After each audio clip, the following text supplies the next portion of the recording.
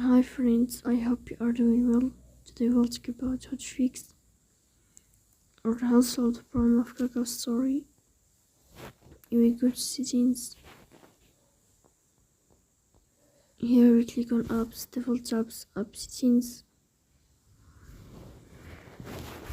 Here we click on KakaoStory and we click here we click on first stop and we click OK. Here we'll enter to storage. Then we click on clear cache. In the end, you'll turn off your phone and you'll restart your phone again. So that's all. Don't forget to support us by like and subscribe. See you next time and thank you for watching.